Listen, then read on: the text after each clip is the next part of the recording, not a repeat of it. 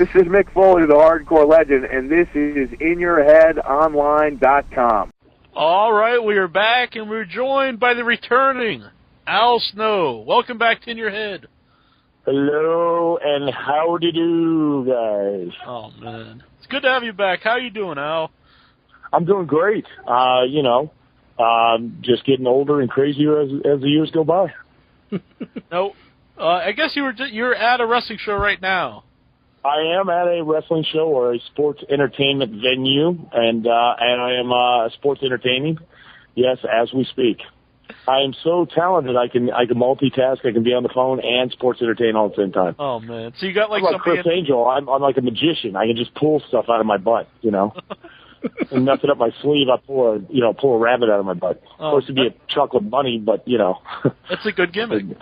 Yeah, I like to call him Fudgy. Yeah, just non-edible.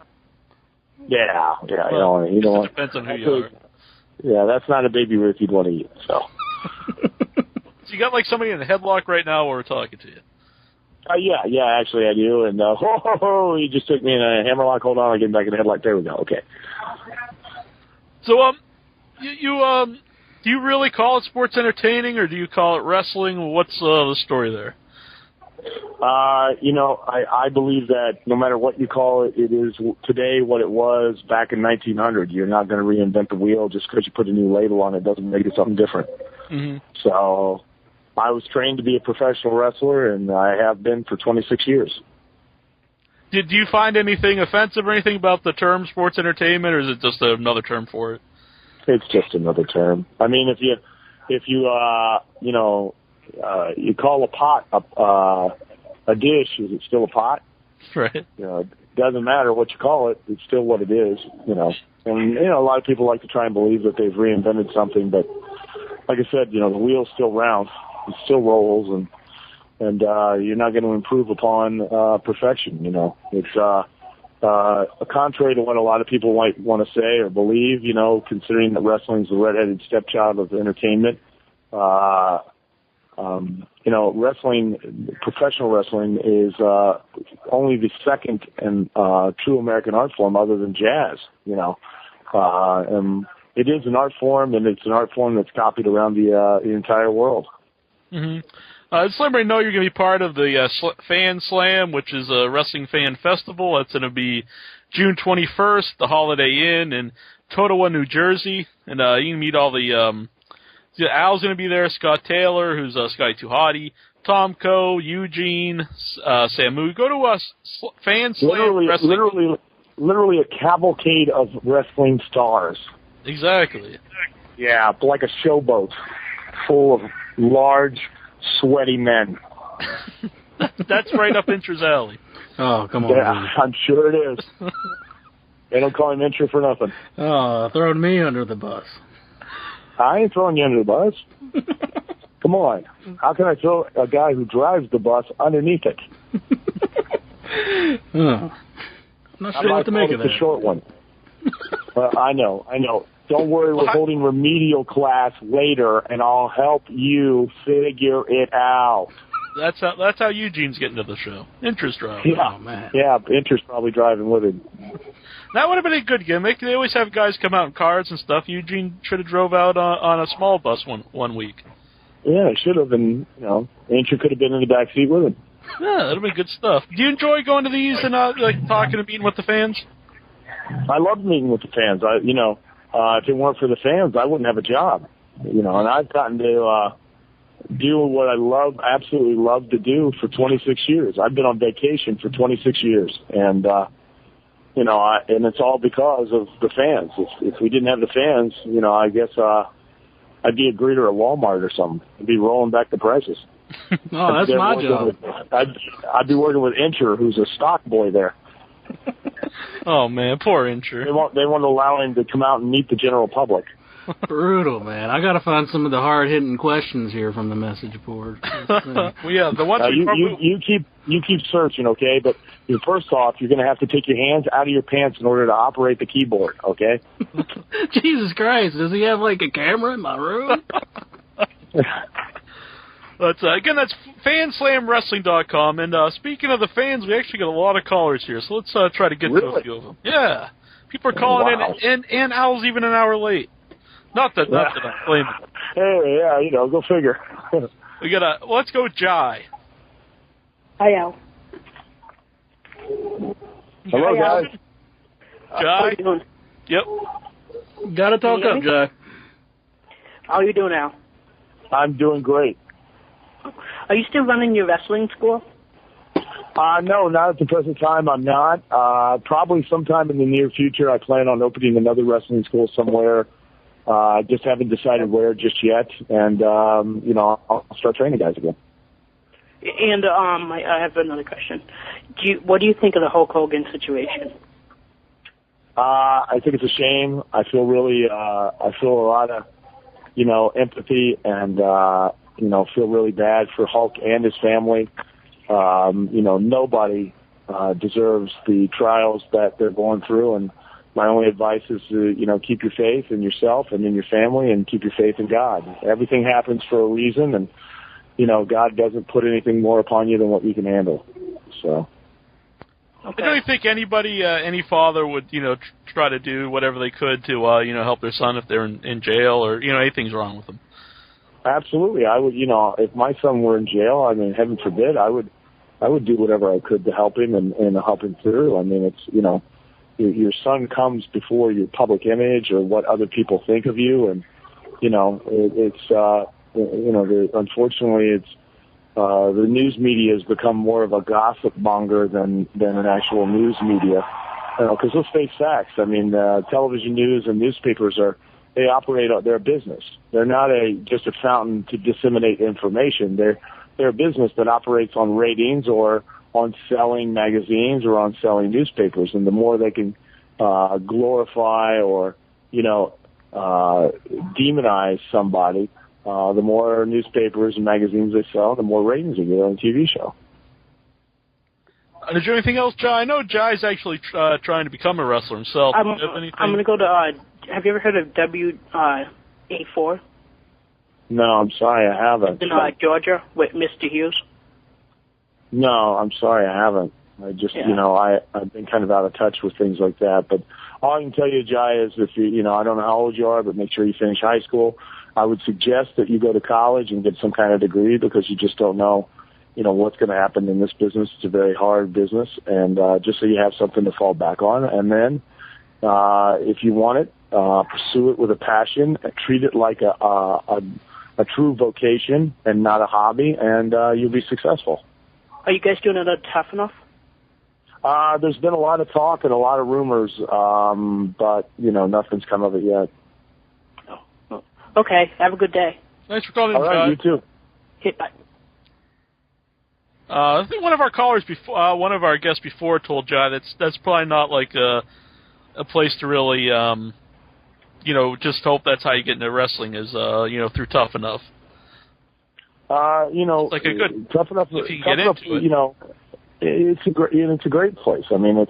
It's better than a lot of places because for one thing, I'm going to train guys the way that I was trained. I'm going to, I'm not trying to make a TV show. I'm trying to make sure the guys know what they need to know about the wrestling business. Mm-hmm. And I take great pride in that. So, if somebody wants to tell somebody that's just because they're jealous of Tough Enough itself. Yeah, the other reason that Tough Enough is a great place to get in is because it's exposure. Right. It, creates a character, a marketable character for you. Now, that doesn't mean that your streets are paved with gold the minute you get in. And contrary to what some jackass might tell you, no matter how you break into this business, you're always going to pay dues. You're always going to earn your spot because the boys and the wrestling business itself is always going to make you do it. And, just because you get on Tough Enough, it's not the golden ticket to the Willy Wonka chocolate factory. You don't just get to waltz right in the door. You still have to work and earn what you get. And especially if I'm the one that's going to be training anybody, I can guarantee you that whatever they earned. Mm-hmm. Are you glad to see like John Morrison doing so well in WWE? Someone who came through Tough Enough. I am thrilled to see anybody that I train do well. I feel that the people that I train are a reflection of me, and the more successful they are, the more successful I am. One time it was so hard to get in this wrestling business. It was easier to get in the mafia, to become a made man than it was to get in the wrestling business. And unfortunately, it's become way too easy. Everybody has a school, everybody has a ring, everybody trains somebody, and I'm not putting anybody down, and I'm not certainly putting anybody down for getting into it. Right. If you want to pursue your dreams, go right ahead. But, like I said to the kid, Jai, this isn't a hobby. This isn't a joke. This is an occupation. And this is an occupation that I've made my living and fed my family for 26 years. And all I ask is you treat it with the same amount of respect that I did from the moment I got in it. And unfortunately, back when I got in it, the reason it was so hard to get in it was because everybody was held accountable for the people they brought in it. If I got in it and was a screw-up, the guy that trained me would no longer be able to make his living and feed his family via wrestling. Do you understand? Right. And I feel that way when I train people. I don't just take a guy and just bump him around and stretch him and take his money or something like that. I truly believe that these guys are a reflection on me. If that guy is horrible, that means I'm horrible. And I'm not going to put my stamp on a guy or let this guy in the business if I don't think he's athletically inclined and can do what he needs to do, or has a real passion for it either. Mm-hmm. And unfortunately, too many guys nowadays don't care. They just take the guy's money, they train the guy, and then you put a pair of boots and a pair of trunks on anybody and call him a wrestler. You can do that to Incher. Put a pair of trunks and a pair of boots on and call him a professional wrestler. Unfortunately, the business is full of professional wrestlers that don't have a clue of what they're doing. And that's not what they're supposed to be. They're supposed to be professional workers, not professional wrestlers. Mm-hmm. And there's a big night and day difference between the two. Have you ever seen anybody just come to you and just, you just think this guy just doesn't have it, to be a wrestler, like maybe physically he's just not big enough or something like that, but he really wants to be? What do you tell somebody like that? I'm telling that, look into other avenues if you want to pursue your dream or passion for wrestling. Then wrestling would be better served by your passion to maybe either, be a promoter, a referee, and the same thing goes with those things too. Apply yourself and treat it like it's a job. Treat it like it's a profession. Don't treat it like it's a joke or a hobby or, I get to go live a fantasy and, so I don't have to act or look like a professional. Because what you do reflects on everybody in this business, unfortunately. Mm-hmm. We got a bunch of callers here, so we get some that have been hold for a while. Area code 410. Who are you? I'm Steve Delk in the chat room. Oh, okay. You got a question for Al? I have a question. Yes, I do. A while back, when you were doing the Pepper, whole deal with Pepper, you actually said you put up Val Venus's number for the number to call in if anyone had ever found Pepper. Yes, I heard did. that was a big rib. Yep, sure was. And Mick Foley said that Val was going to get even with you. Did he ever get back at you for that? No, he's never gotten back at me. Never. Let's face it, I set the bar awfully high. I displayed his personal cell phone number on a international TV show. Not once, but twice. I did it on Sunday Night Heat the week before, and then did it in Raw live. And you got away with it too. Yes, I did. If Al didn't call in here, I was going to put his number in the chat room. Yeah. Do you have anything else, sir? What was that? No, that's it. That's it? Thanks for the memories, Al. Thank you. Thank you very much. Thanks for calling it, man. Was the Pepper thing based off anything? Because Yes, it was based off of a story that actually happened. Mr. Fuji, who had a neighbor with a dog that he hated, actually ended up Mr. Fuji killed the dog and then made the dog into dinner and invited his neighbor, so to speak, to bury the hatchet over and then fed the dog to his neighbor. Man, that was actually the story I heard. I just thought it wasn't true. But, no, that was a real story. Yeah. I gotta say that's not a rib to me. That's I don't know that makes the Fuji. No, but it was the impetus for the Pepper storyline. So. Yeah. Andre, we got you on the line here. Yeah. When you did that storyline where you had through Mick Foley's book and the garbage can. Did you thought you were gonna get a big push? You know, I didn't think I was going to get a big push.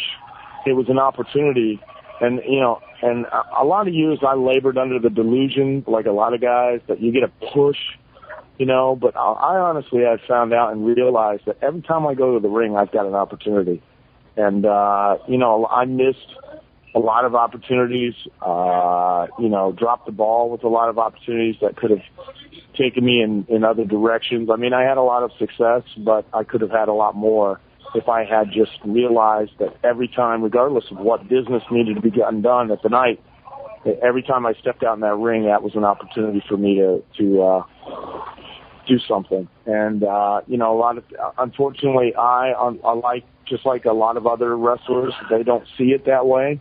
And so they end up cutting their nose off to spite their own face. And, you know, that's too bad. Because I could have had a completely different, as successful a career as I had, I could have had a much more successful career if I had just Are you talking about Triple H?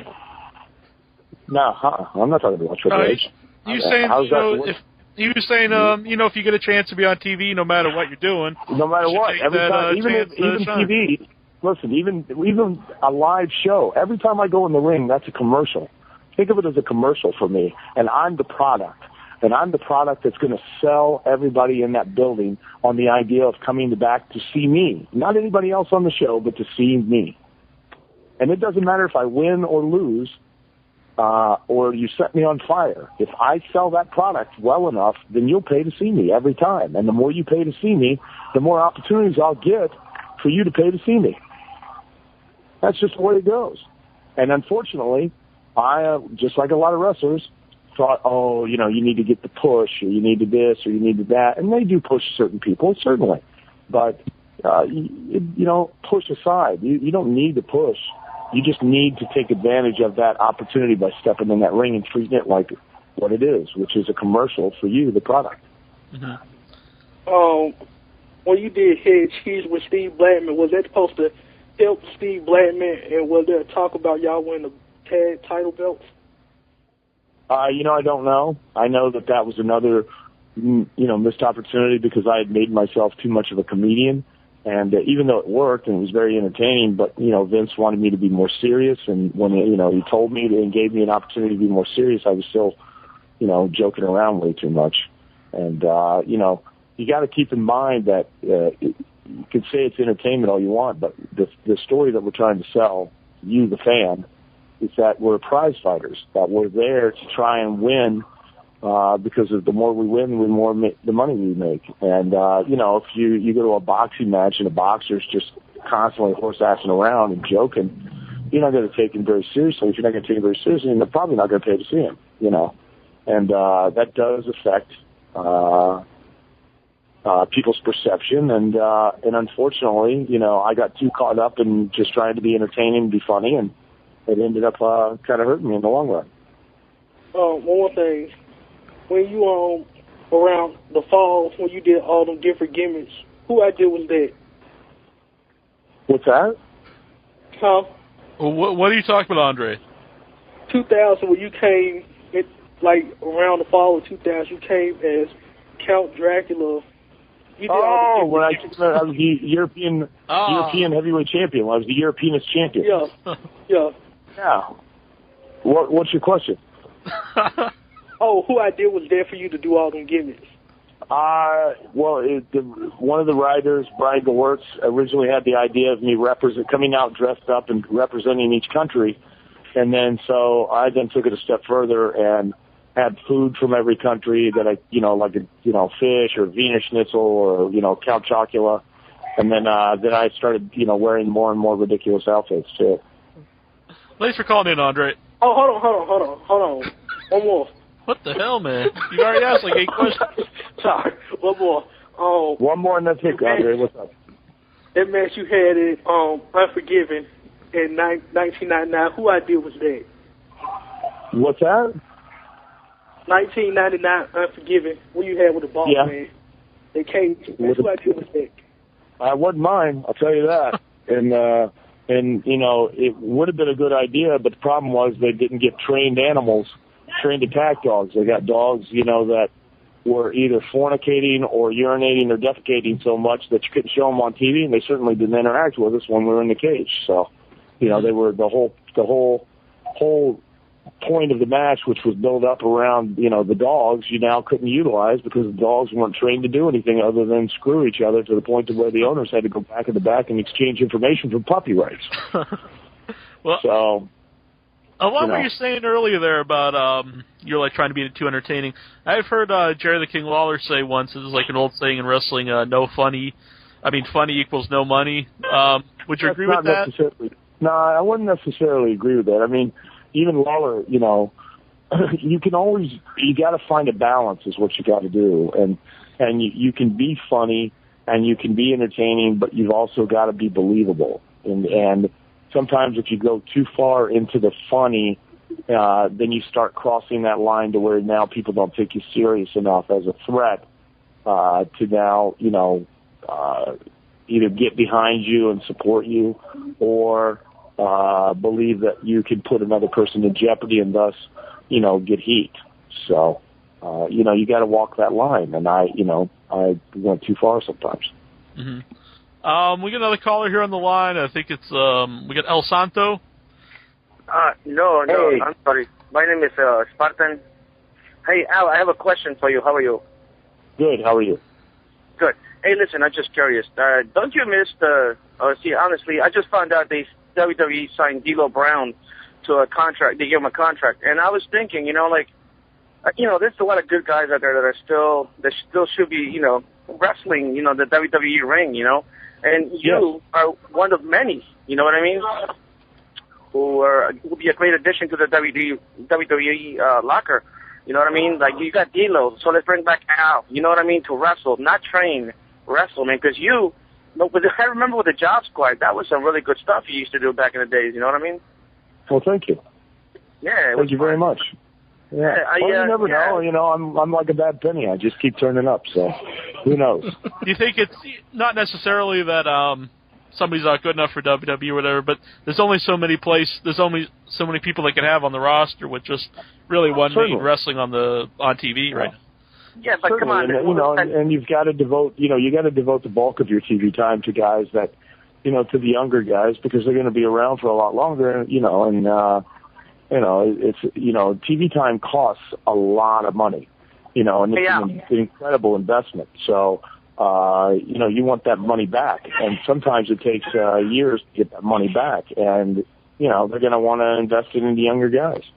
Yeah, but you're not going to get it with some guys like Santino Marella or even Gordon. Oh, Santino, oh man, I find him like one of the most entertaining guys on television. Well, I'm sure at some point you'll see another side of Santino. A lot of people don't realize Santino, for a shoot, is a black belt in judo and has won numerous international judo competitions. He's a very dangerous guy. I mean, for a shoot, he's a very dangerous guy. Yeah. And there's a whole other side to Santino that eventually everybody will see, I'm sure. I mean, honestly, I say this every week. To me, he's like just so entertaining. I could actually see him. Maybe his size will hold him back from being like a main event guy, but I could see him being anything on the show. Yeah, he's a very talented individual. Mm-hmm. You know, I was very fortunate to help break him in and train him down in OVW, and I think you'll see a lot of big things for him in the future. Sorry to interrupt you there. Was there anything else there? I just had one more question. Don't you really think you would fit great with like a TNA, you know, roster? I mean, ever cross your mind for a minute? Sure, I'll go where, you know, I'm a professional wrestler, which means I'm a whore, so I'll go wherever they pay me. I mean, you know, if TNA wanted to utilize me, I'd be more than happy to go there. You know, if WWE would like me back, I would love to go back there. If somebody, you know, if they want to go somewhere else. You know, luckily I've been, you know, I had a great run for 13 years in WWE and got a lot of opportunities to do a lot of things. And, you know, I have no regrets or bitterness. And, you know, I've had a great career, and I'm continuing to wrestle on a regular basis and have a lot of fun, still do it and enjoy it. And hopefully am not an embarrassment in the ring yet. And if ever the day comes that I become an embarrassment, then I'll just get out. You know, I will not continue on. I'll go pursue something else that, you know, I'll figure out what I want to be when I grow up, so to speak. Just let everybody know again, if you want to see Al, and plus a lot of other people, go over to fanslamwrestling.com. We'll have the link right on the website. And it's next Saturday, June 21st. It's in Totowa, New Jersey. Everybody can go see it. And there's a lot of other people on the show, too. Yeah, and, you know, you guys have questions. You want to come up, ask any question you want. The only dumb questions are one you don't ask. So, you know, we're not going to have time tonight to get to everybody on the phones or in the chat rooms or to answer everybody's questions. Come out to the convention. If you got a question, ask it. I'll be glad to answer it. I'll be, you know, and I'll tell you straight up, you know, you may not necessarily understand the answer, and that's not, you know, to put down your intelligence. It just means that you don't have the, you know, based on being a wrestler. And but I'll certainly try to explain it to you. And you know, you guys can ask any question you want. Now we've got El Santo on the line. All righty. The real Santo. How you doing, Mr. Snow? I'm doing great. And how are you, the legendary El Santo? I'm doing great, man. Let me tell you something. Just a little mark here for you. Man, I tell you, I mean, you got to have the most greatest ECW interest, you know, ever seen, you know. Well, thank you very much, El Santo. That coming from a Mexican legend like yourself, who starred in numerous movies with Mel Mascaras and the Blue Demon, that's quite a compliment. I really appreciate that. He's calling from beyond the grave just to talk to El Snow here. I know that. I mean, what a long-distance phone call this has to be. I hope this guy has vonage. Yeah, and he's been on cold for a while. Yeah, he's been room temperature for quite a many years. So. Well, I see you live here in New Orleans right before you went to WWE, man. But you did a great show. Well, thank you. I need to ask you a question, man. I don't know if Jack already asked it to you already.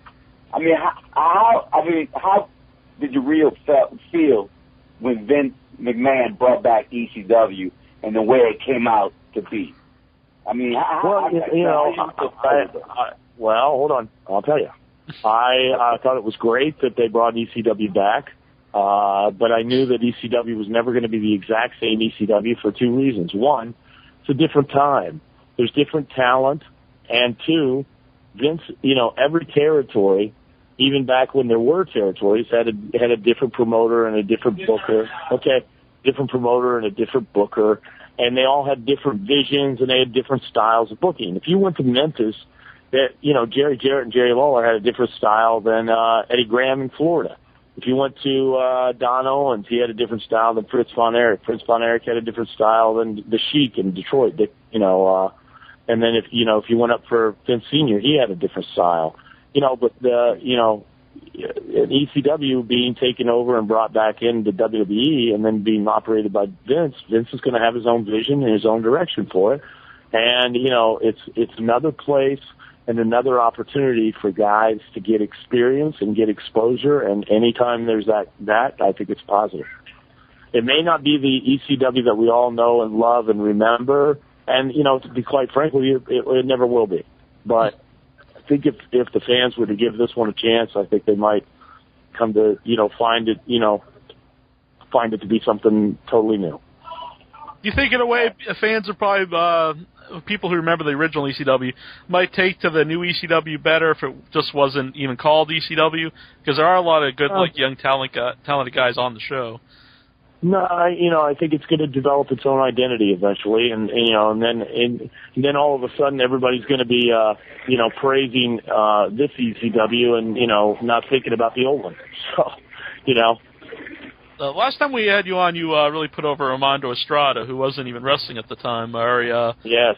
Are you happy to see him get in the ring again, or starting to get in the ring now?